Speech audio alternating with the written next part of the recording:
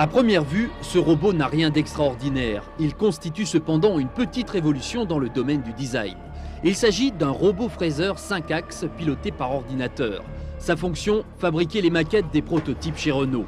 La nouveauté est dans la rapidité d'exécution, moins de 15 jours, au lieu de 6 mois fabriqués à la main chez la plupart des constructeurs. Chez Renault, des maquettes comme celle de Raccoon, on en produit désormais comme des petits pains. Le cœur de ce système est ici, dans cette salle étonnamment petite. Ces quelques boîtiers renferment l'ordinateur central, des calculateurs 1000 à 2000 fois plus puissants que votre Macintosh. Et les systèmes que nous utilisons sont des stations très puissantes qui sont utilisées aujourd'hui par tous ceux qui font de la simulation, notamment l'aéronautique ou la chimie moléculaire par exemple, qui sont des gens qui ont besoin d'imagerie en temps réel. Renault Design est équipé d'une vingtaine de stations de travail Silicon Graphics avec des logiciels comme Atlas et Explore. Chaque poste a une fonction précise dans la création d'images de synthèse. Ici, par exemple, on travaille sur les reflets des carrosseries. On arrive ainsi à faire varier les zones de lumière, les zones d'ombre et même des reflets d'objets sur une carrosserie. Le réalisme est étonnant. Raccoon et ses variations de lumière en sont l'illustration.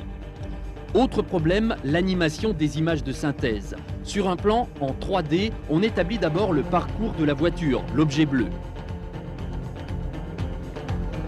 Il faut ensuite déterminer le mouvement de la caméra, la boîte verte, autour de la voiture.